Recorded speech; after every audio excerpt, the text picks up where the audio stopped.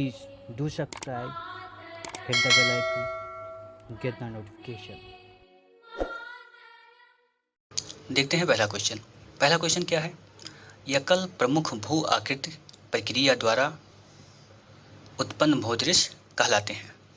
Simple सा question है, पहला आपका ऑप्शन सही होगा। दूसरा क्वेश्चन देखते हैं। दीर्घ आकारीय सपाट शीर्ष के बालू के कटक जो प्रचलित पवनों के समानांतर फैले हैं परंतु निपाती अग्रांतों के बगैर हैं को किस नाम से जाना जाता है? अब ये क्वेश्चन है, हिंदी में आपको कम समझ में आएगा, इसका इंग्लिश वर्जन आप पढ़ेंगे तो आपको आसानी से समझ में आ जाएगा। तो इसका आंसर है क्या? पहला। अगला क्वेश्चन देखते हैं। ऐसी नदी घाटियां, क्या ऐसी नदी घाटियां को जिनके मार्गों का नियंत्रण ऐसे कारकों द्वारा होता है जिन्हें निर्धारित नहीं किया जा सकता को कहते हैं? क्या ऐसी नदी घाटियां जिनका मार्गों का नियंत्रण ऐसे कारकों द्वारा होता है जिन्हें निर्धारित नहीं किया जा सकता, तो ये कौन सी नदी होगी? आक्रमणवर्ती। क्या? आक्रमणवर्ती। अगला क्वेश्चन देखते हैं। अगला क्वेश्चन है, कुछ पुस्तकें हैं और लेखक हैं, आपको बताना है कि कौन पुस्तक किस लेखक की है। तो पहला देखते हैं, प्रिंसिपल ऑफ जियोमॉर्फोलॉजी। ये पुस्तक है W.D. थॉर्नबरी की। क्या? पहला आप 2 से मिलाएं। अगला है अनस्टेबल अर्थ। इसमें देखिए अनस्टेबल अर्थ बहुत प्रसिद्ध पुस्तक है, तो ये है स्टीयर्स की।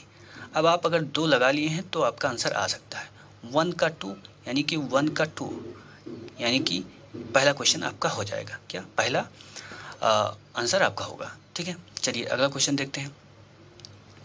अगला क्वेश्चन क्या है? ढाल प्रतिस्थापन मॉडल किसने प्रतिपादित किया? तो ढाल प्रतिस्थापन मॉडल किसने स्थापित किया? पेंक ने स्थापित किया। ठीक है, चलिए अगला क्वेश्चन। निम्नलिखित में किसने अवलोकन किया कि तिब्बती पठार का ग्रीष्म तापन भारत पर मानसूनी परिसंचरण के लिए सर्वाधिक महत्वपूर्ण कारक है? किसने? कोटेश्वरम ने। क्या? कोटेश्वरम ने इसको। चलिए अगला क्वेश्चन देखते हैं। जलवायु वर्गीकरण को कोपेन की योजना के अनुसार ई प्रकार की जलवायु कहाँ पाई जाती है? अब ई प्रकार की जलवायु भारत में कहाँ पाई जाती है, ये आपको बताना है। तो आपका आंसर होगा क्या?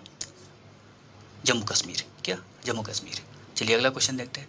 निम्नलिखित में कौन सा पवन को प्रभावित करने वाला कारक है, यानी हवा को प्रभावित करने वाला कारक कौन सा नहीं है? क्या? कौन सा नहीं है? तो सिंपल सा क्वेश्चन है, चुंबकत्व। चलिए अगला क्वेश्चन देखते हैं। नीचे सूचीबद्ध स्थानों में से किसमें उच्चतम वार्षिक तापांतर होना चाहिए? क्या? किसमें उच्चतम तापांतर होगा? तो आपका ऑप्शन क्या होगा? आपका डी ऑप्शन सही होगा। क्या? डी ऑप्शन सही होगा। चलिए अगला क्वेश्चन। अगला क्वेश्चन क्या है? बहुत सिंपल क्वेश्चन है कि कोई भी द्रव स्थिति में गए बगैर ठोस का सीधे रूप में गैस में रूपांतरण हो जाना कहलाता है। क्या कहलाता है? ऊर्ध्वपातन कहलाता है। क्या? ऊर्ध्वपातन। चलिए अगला क्वेश्चन देखते हैं। इंग्लिश वर्जन हम लोग नहीं देख रहे हैं, आप एग्जाम देते समय इंग्लिश वर्जन को जरूर पढ़िएगा। उसको पढ़ने से आपकी समझ जो है, क्वेश्चन की समझ बहुत ज़्यादा स्पष्ट हो जाती है। चलिए अगला क्वेश्चन। अगला क्वेश्चन क्या है? वायु प्रदूषक। क्या? वायु प्रदूषक के रूप में कार्बन मोनोऑक्साइड का मुख्य स्रोत है। कार्बन मोनोऑक्साइड का मुख्य स्रोत क्या है, ये आपको यहाँ पर बताना है। चलिए आपका आंसर होगा डी। क्या? आंसर आपका होगा डी। चलिए अगला क्वेश्चन देखते हैं। अपेक्षाकृत गर्म सतही। क्या? अपेक्षाकृत गर्म सतही जल का प्रतिस्थापन करने के लिए गहन महासागरीय परतों से शीतल जल की ऊर्ध्वाधर गति क्या कहलाती है? क्या? ऊर्ध्वाधर गति क्या कहलाती है? तो आपका क्या? अपवेलिंग कहलाती है, ऊर्ध्वगमन। अगला क्वेश्चन देखते हैं। निम्नलिखित में कौन से प्रकार के समुद्री सतही तलछट में चूना और सिलिकामय सिंधु पंख संविष्ट होता है? ठीक है, कौन सा आंसर होगा? आपका आंसर होगा सी। क्या? आंसर होगा क्या? सी, जीवजात, बायोजीन्स। ठीक है, अगला क्वेश्चन। शाक भक्षी और मांस भक्षी पशुओं जैसे कि शेर, गीदड़ और लकड़बग्घा की विशाल संख्या पाई जाती है। कहाँ पर ये विशाल संख्या पाई जाती है ये आपको बताना है। तो आपका ऑप्शन क्या होगा, डी होगा, सवाना प्रदेश में। क्या, सवाना प्रदेश में आपको अधिक संख्या देखने को मिलेगा। ठीक है, अगला क्वेश्चन देखते हैं। कुछ सूची है और उनको आपको मिलाना है।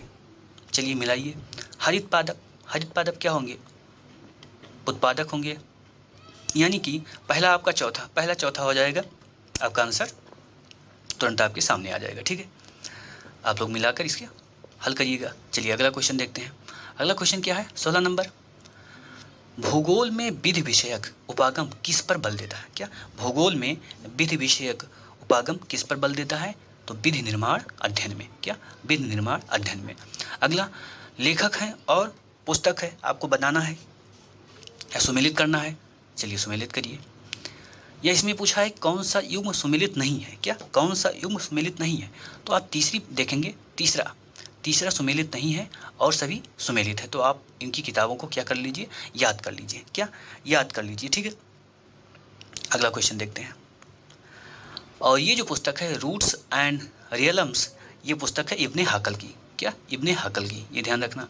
चलिए अगला देखते हैं।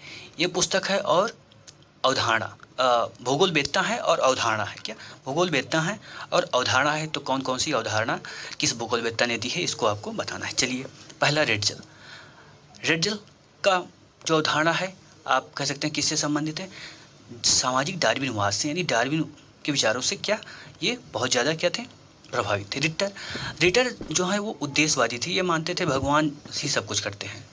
क्या, भगवान ही सब कुछ करते हैं। चलिए भगवान सब कुछ करते हैं, उस विचारधारा को क्या बोलेंगे, उद्देश्यवादी विचारधारा। हॉटसन को देखते हैं। हॉटसन क्षेत्रीय विभेद पर, क्या, क्षेत्रीय विभेद पर मुख्यतः जोर देते थे। और स्लूटर भूदृश्य विज्ञान पर। चलिए अगला क्वेश्चन देखते हैं।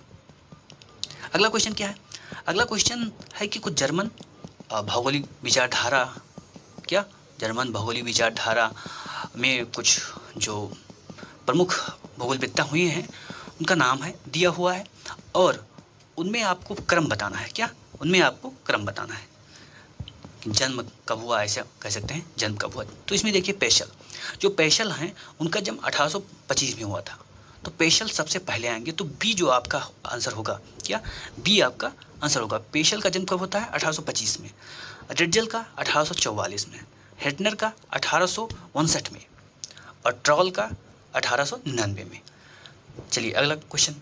विश्व रचना यानी कास्मोग्राफी, क्या, कास्मोग्राफी शब्द किसने प्रतिपादित किया, इसे यूरोनोग्राफी तथा जियोग्राफी में विभाजित किया। यानी कास्मोग्राफी कह सकते हैं एक विज्ञान को दो भागों में डिवाइड किया गया, यूरोनोग्राफी एंड जियोग्राफी।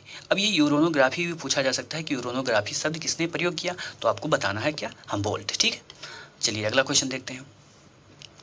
अगला क्वेश्चन क्या कहता है, पुस्तक है। क्या, अगला क्वेश्चन पुस्तक है। Perspective on the nature of geography, बहुत सिंपल सा क्वेश्चन है, बहुत बार एग्जाम में पूछा गया है, रिचर्ड हॉटसन।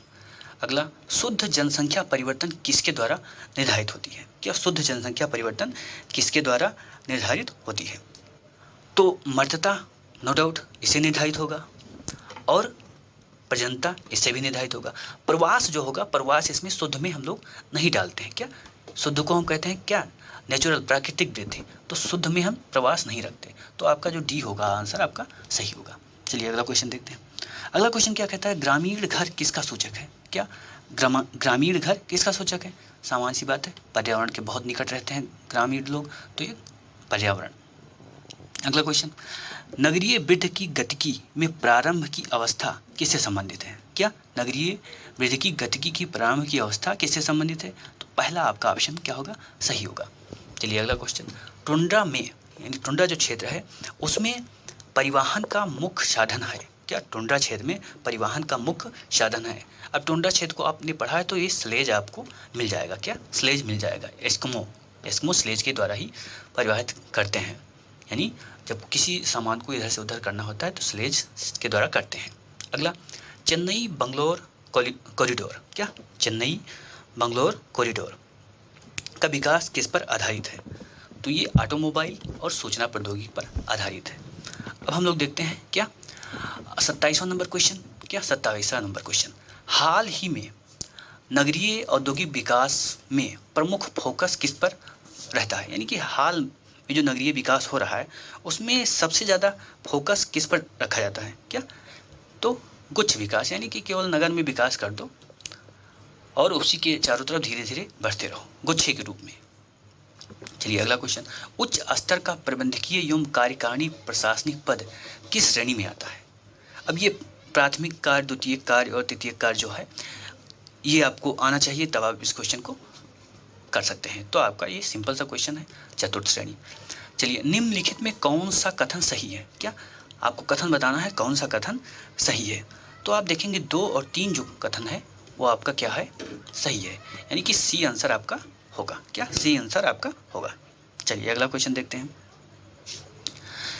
अगला क्वेश्चन क्या कहता है, एडवर्ड उलमैन के मॉडल में वर्णित स्थानिक अंतःक्रिया के 3 आधार क्या हैं? पूरकता है, स्थानांतरण है और अंतर्वर्ती अवसर है। चलिए अगला क्वेश्चन देखते हैं। अगला क्वेश्चन क्या कहता है, जापान अपने किन कारणों से विश्व में एक अग्रणी औद्योगिक देश रहा है? आपको बताना है कारण। तो आप कारण देखेंगे तो पहला और दूसरा और तीसरा, क्या पहला और तीसरा इसका प्रमुख कारण है, प्रौद्योगिकी क्षमता का विकास किया है और जलीय कह सकते हैं जलीय विद्युत का भी विकास इसने किया है। ठीक है, तो आप सी ऑप्शन आप लगा सकते हैं। अगला है क्या 32 नंबर, कथन और कारण। पहला, उन्नत प्रकार के रबर वृक्षों के विकास और बाद में कृत्रिम रबर के साथ अमेजन बेसिन का रबर स्मिथ से ज़्यादा कुछ नहीं रह गया है। यानी कि अब रबर जो है ना, वर्तमान समय में जो प्राकृतिक रबर है वो लगभग समाप्त हो गया है। संसाधन मानवीय संस्कृति द्वारा सृजित और नष्ट किए जाते हैं। ठीक है, दोनों सही है और व्याख्या कर रहे हैं। क्या व्याख्या कर रहे हैं? यहाँ पर बताया है कि स्मृति नहीं रह गई है, यानी कि समय चला गया है, और यहाँ पर यह भी बताया गया है कि मानव किस तरह अपनी संस्कृति को चेंज करता है और संसाधन को भी चेंज करता है। तो दोनों आप कह सकते हैं दोनों सही है। आपका सी आंसर क्या? आपका सी आंसर होगा। चलिए अगला क्वेश्चन, निम्नलिखित में किस संस्कृत क्षेत्र की विशेषताएं हैं? अब आपको क्या ये विशेषता दी गई है और आपको बताना, तो इसमें एक विशेषता आप पढ़िए, यहाँ तीसरा नंबर, कृषि और अंगूर की खेती समेत बागवानी को महत्व। तो ये सबसे ज़्यादा बागवानी कृषि फलों का जो उत्पादन होता है वो कहाँ पर होता है? भूमध्य सागर में। तो भूमध्य सागर आप लगा सकते हैं। चलिए अगला क्वेश्चन क्या है, पितृ सत्तात्मक समाज और स्त्रियों की प्रभावशाली स्थिति के सह अस्तित्व, क्या सह अस्तित्व का विरोधाभास स्थित किस जनजाति की? ये क्वेश्चन बहुत बार पूछा गया है, तो आप लोग ध्यान रखिएगा। थारू, क्या थारू? ठीक है, चलिए अगला नंबर 35 नंबर क्वेश्चन क्या कहता है, लोक नीति का भूगोल किस भौगोलिक अध्ययन के साथ संबंधित है? क्या लोक नीति का भूगोल किस भौगोलिक अध्ययन के साथ संबंधित है? तो आप देखेंगे इसमें जो आपका 2 और 3 होगा, ये और ये क्या है? सही है। तो आपका ऑप्शन बी सही हो जाएगा। क्या आपका ऑप्शन बी सही हो जाएगा। निम्नलिखित में 36 नंबर क्वेश्चन है, निम्नलिखित में कौन सी भाषा सेमेटो हेमिटिक परिवार से संबंधित है? कौन सी भाषा है? ये हेब्रू है। क्या हेब्रू? चलिए अब ये अगला क्वेश्चन है 37 नंबर। अब ये जो कथन है ये बहुत ही प्रसिद्ध कथन है और ये लगभग सभी को आता होगा। क्या सभी को आता होगा लगभग? देखिए, जो पूर्वी यूरोप पर शासन करेगा वो हृदय स्थल पर शासन करेगा। तो आपका आंसर ये हो जाएगा। चलिए अगला क्वेश्चन देखते हैं। अगला क्वेश्चन क्या कहता है, भारत में समस्त नियोजन तकनीक किसके द्वारा तैयार किए गए मॉडल पर आधारित है? अब भारत में जो नियोजन हुआ है, अब समस्त का मतलब आप प्रारंभिक जो नियोजन है उसको ध्यान में रखिए, तो आपका ऑप्शन ये हो जाएगा। चलिए प्रादेशिक विकास, क्या प्रादेशिक विकास है? तो प्रादेशिक विकास एक कार्य से तो होता नहीं, बहु प्रकार्य होता है, बहुत सारे कार्य के आधार पर उसका विकास होता है। चलिए अगला क्वेश्चन देखते हैं। क्या अगला क्वेश्चन क्या कहता है, 40 नंबर, क्या 40 नंबर, हपसिम्ट के अनुसार प्रादेशिक नियोजन के पिछले 100 वर्ष के इतिहास में उनके विकास में मुख्य चरणों में कालानुक्रमिक अनुक्रम बताइए। क्या आपको अनुक्रम बताना है, तो आप चौथा नंबर आपका सही हो जाएगा। क्या चौथा नंबर सही होगा आपका। किसने यह व्याख्या की कि केवल एक प्रदेश है? किसने यह व्याख्या की है कि केवल एक प्रदेश है पृथ्वी की सतह जिस पर मानवता को अपना आवास मिला है। अब ये कथन किसका है? कथन आप जरूर याद करके जाइए, क्योंकि कथन सामान्यतः पूछा जाता है। क्या? एक दो कथन एग्जाम में आते ही हैं। तो ये कथन है मेंसुल का। चलिए अगला, कृषि क्षेत्र है। क्या? कृषि क्षेत्र है। अब कृषि क्षेत्र क्या है ये आपको डिवाइड करना है। इसमें कृषि क्षेत्र क्या है आपको इसमें बताना है। कार्यात्मक है, समरूप है, नोडल है, प्राकृतिक है। तो समरूप है, सिंपल सा क्वेश्चन है। चलिए अगला क्वेश्चन, 43 नंबर क्वेश्चन क्या कहता है? 43 नंबर क्वेश्चन कहता है कि दक्षिण से उत्तर तक हिमालय की श्रेणियों को क्या करना है? सजाना है आपको। क्या? सजाना है। तो ये भी क्वेश्चन टफ नहीं है। आपने अगर ज्योग्राफी पढ़ी है अच्छे ढंग से तो ये आपको टफ नहीं लगेगा। ठीक है, ठीक है। दक्षिण से उत्तर करना है, इसलिए पीर पंजाल इधर है। अगर उत्तर से बोलते काराकोरम लद्दाख हो जाता। कोयले के उत्पादन की मात्रा तथा गुणवत्ता के संबंध में भारत का सबसे पुरातन, सबसे समृद्ध कोयला क्षेत्र कौन सा है? क्या आपको क्या बताना है? सबसे समृद्ध कोयला क्षेत्र, तो ये रानीगंज होगा। क्या? रानीगंज। अब देखते हैं 45 नंबर क्वेश्चन। क्या? 45 नंबर क्वेश्चन क्या कहता है? सन 2001 से क्या? सन 2001 से 2011 की अवधि में उच्चतम सीमा तथा न्यूनतम जनसंख्या घनत्व में अंतर क्रमशः कहाँ अंकित किया गया है? तो ये आपका ऑप्शन डी, क्या डी आपका ऑप्शन सही होगा। चलिए अगला क्वेश्चन देखते हैं। अगला क्वेश्चन क्या कहता है? बृहद भारतीय मरुस्थल में सिंचाई का सर्वाधिक महत्वपूर्ण स्रोत क्या है? तो ये भी सिंपल सा क्वेश्चन है। नहर है, इंदिरा नहर, आप जानते होंगे। सबसे लंबी पश्चिम की ओर बहने वाली प्रायद्वीप नदी कौन सी है? किधर? पश्चिम की तरफ पूछ रहा है, नहीं तो गोदावरी आप लगा दें। क्या? गोदावरी लगा देंगे। पूरब की तरफ नहीं, पश्चिम की तरफ, तो नर्मदा होगा। तो अगला क्वेश्चन देखते हैं। स्पेक्ट्रम बैंड है और तरंग दैर्घ्य।